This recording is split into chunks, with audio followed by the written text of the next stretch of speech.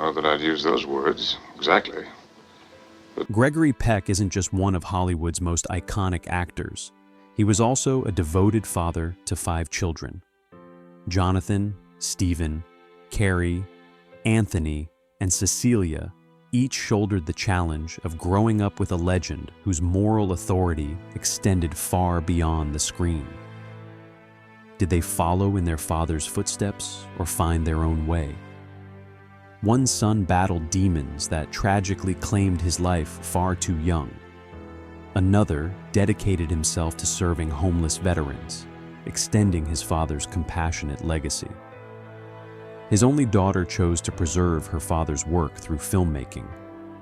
Today, we're diving into what happened to Gregory Peck's 5 children, exploring how they navigated life in the shadow of a legend, and where they are now.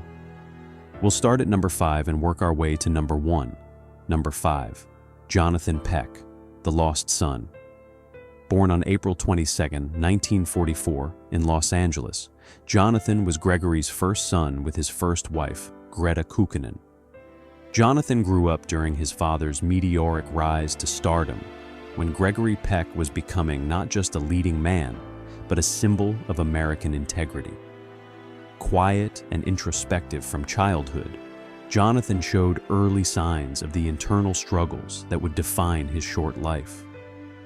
He attended Harvard, but found the pressure of academic excellence, combined with his father's growing legend, increasingly difficult. The late 1960s brought Jonathan's first major battles with depression, a condition poorly understood and often stigmatized at the time. Friends would later describe him as sensitive and thoughtful, but perpetually caught in the impossible comparison to his larger-than-life father. Yet Gregory Peck, by all accounts, remained devoted to his troubled son, spending countless hours trying to help Jonathan find stability. In 1975, the unthinkable happened. At just 30 years old, Jonathan died by suicide with a self-inflicted gunshot wound. Gregory was filming The Omen at the time, a cruel irony given the film's dark themes. He left the set immediately to grieve with his family. The loss devastated the entire Peck family. Gregory would later say that Jonathan's death was the most painful experience of his life, eclipsing any professional disappointment or personal hardship. The tragedy forever altered the family dynamic and left an unfillable void. Though his life was brief, Jonathan's struggle later inspired Gregory Peck to speak openly about mental health issues when such conversations were still taboo, especially in Hollywood circles. Jonathan's story reminds us that fame offers no protection against life's deepest sorrows, and sometimes the brightest lights cast the darkest shadows. Number 4, Stephen Peck, the humanitarian. Born in 1946 in Los Angeles, Stephen is Gregory's second son from his marriage to Greta Kukkonen. Unlike his older brother, Stephen showed resilience early, developing a strong sense of self separate from his father's fame. He attended college during the height of the Vietnam War, a period that would profoundly shape his future. While his father was shooting classics like The Guns of Navarone, Stephen was developing a social conscience that would eventually define his life's work. The turning point came when Stephen joined the Marine Corps and served in Vietnam from 1968 to 1969. The experience transformed him, exposing him to both the horrors of war and the struggles veterans faced upon returning home. After his tour ended, Stephen pursued a more introspective path, earning an MFA in filmmaking from UCLA, his first nod to the family business, though one that would eventually serve a much different purpose than entertainment. By the 1980s, Stephen had found his calling in veteran advocacy. He directed a documentary about veterans struggling with homelessness, which evolved into much more than a film project.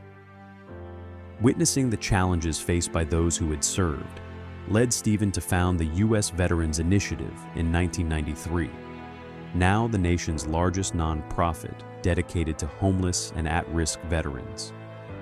Under his leadership as president and CEO, the organization has grown to serve thousands of veterans annually across multiple states, providing housing, employment assistance, counseling, and other vital services. While his father portrayed military men on screen, Stephen dedicated himself to serving real veterans in crisis. Today, Stephen continues his work with unwavering dedication. He has testified before Congress, advocated for policy changes, and built a respected institution that outlives his famous father's career.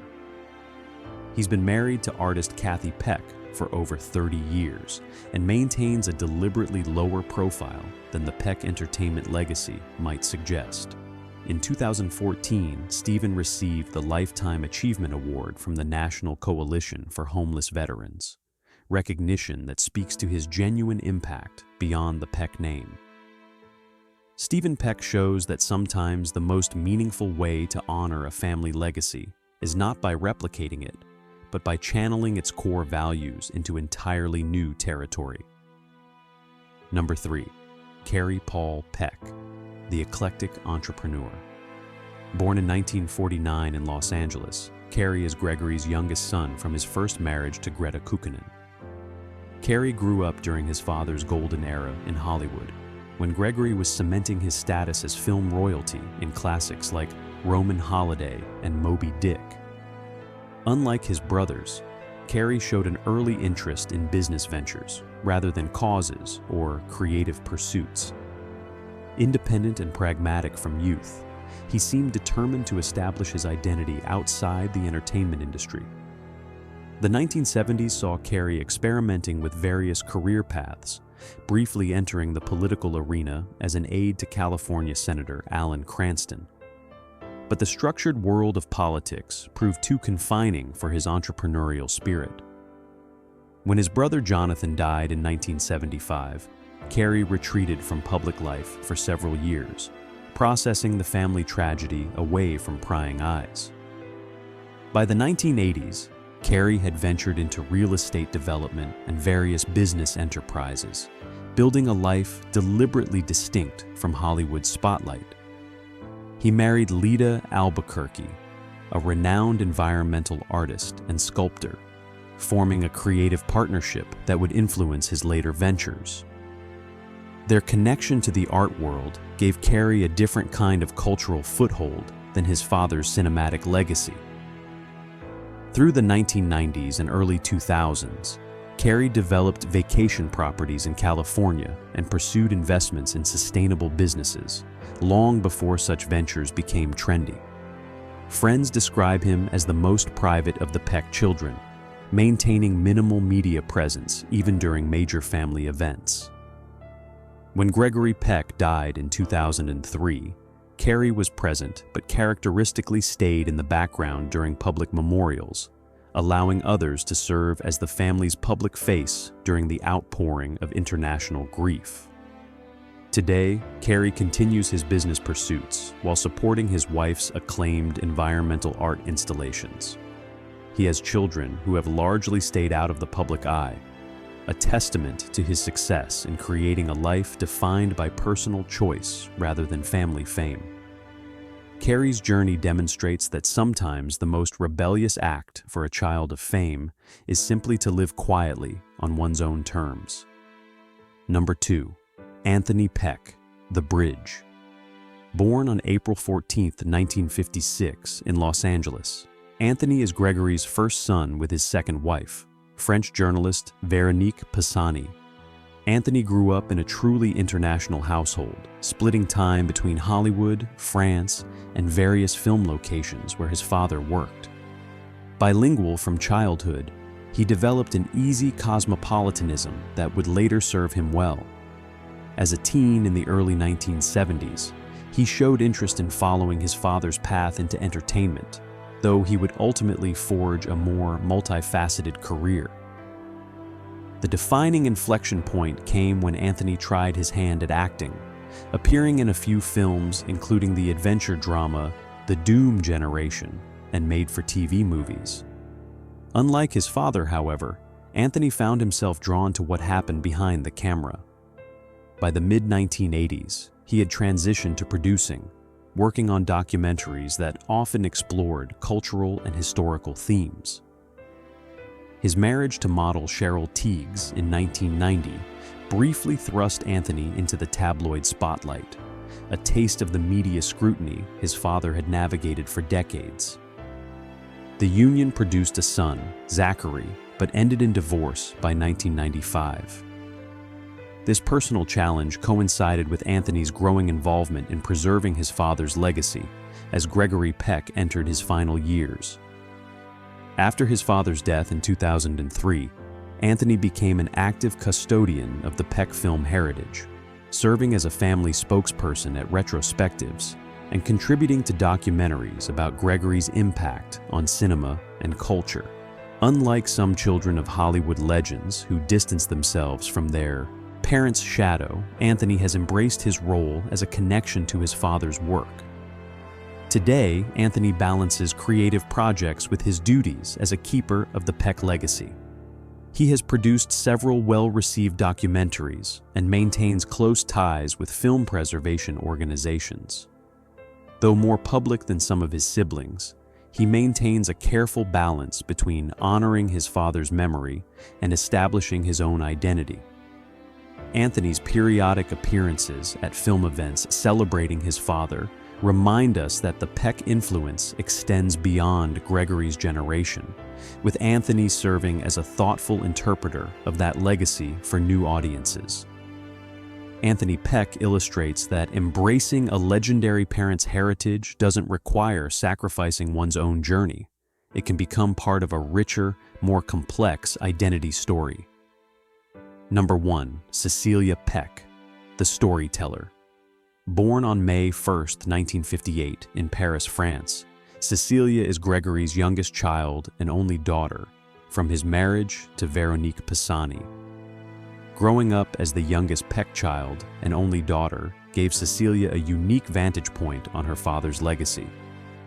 Raised between Los Angeles, Paris, and wherever her father's film career took the family, Cecilia developed an international perspective and a nuanced understanding of the entertainment world. Her childhood coincided with some of her father's most thoughtful late-career roles, when Gregory Peck was transitioning from leading man to elder statesman of cinema. Like many children of legends, Cecilia initially resisted following directly in her father's footsteps. She studied at Princeton University, focusing on political science and considering paths outside entertainment. Yet the pull of storytelling proved too strong to resist. By the 1980s, she had begun acting, appearing in films including Torn Apart and My Best Friend is a Vampire. The defining shift in Cecilia's career came when she moved behind the camera.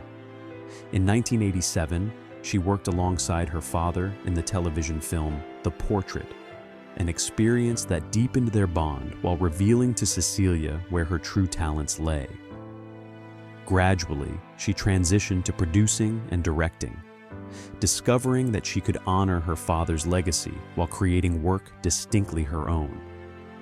Her 2005 documentary, Brave Miss World, which she directed and produced, followed Israeli Miss World winner Lenore Abergil's transformation from rape survivor to global advocate. The film earned an Emmy nomination and established Cecilia as a filmmaker focused on stories of resilience and transformation, themes that echo her father's best work while speaking with her own voice. In her personal life, Cecilia married writer Danielle Voll, with whom she has 2 children, Harper and Ondine. She has spoken about the responsibility of raising her children with an awareness of their grandfather's legacy while ensuring they develop their own identities. Today, Cecilia continues producing documentaries that reflect her commitment to social justice and human rights, values instilled by both her parents. She serves on the board of the Gregory Peck Foundation and regularly participates in events honoring her father's contributions to film and humanitarian causes. Cecilia's most personal project came in 2012 when she co-produced A Conversation with Gregory Peck, an intimate documentary incorporating her father's live performances and family archives that revealed the private man behind the screen legend. Cecilia Peck demonstrates that the most meaningful inheritance isn't fame or even talent, but the values that inform how those gifts are used. When Gregory Peck died in 2003, at age 84, he left behind more than an unparalleled film career. The man who embodied Atticus Finch, voted the greatest hero in American cinema, carried his principles off-screen as a humanitarian and family man. Yet, living alongside such towering moral authority presented unique challenges for his children. How do you forge your own identity when your father is universally revered? How do you process private grief when the world claims ownership of your parents' memory? The Peck children's journeys reflect different responses to these questions, some finding purpose through embracing the family legacy, others creating deliberate distance from Hollywood's glare. The journeys of Gregory Peck's children reveal the complex reality behind Hollywood's fairy tale facade. Their paths, from tragedy to triumph, from embrace to escape, illustrate that there is no single right way to be the child of an icon. Jonathan's struggle and tragic end reminds us of fame's inability to shield families from life's darkest moments. Stephen's dedication to veterans shows how a parent's values can manifest in unexpected but powerful ways. Carrie's private entrepreneurship demonstrates that sometimes the healthiest response to a towering legacy is to build something entirely different. Anthony's balanced approach to preserving his father's work while developing his own identity offers a middle path.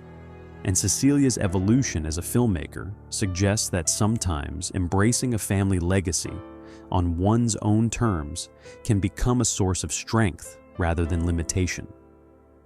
What unites their stories isn't adherence to a particular path, but rather the search for authentic identity in the long shadow of greatness. None could escape being Gregory Peck's child, but each found ways to transform that reality from a potential prison into a platform, burden into possibility. Their collective experience reminds us that legacy isn't destiny. It's just the first chapter of a story that each must write for themselves.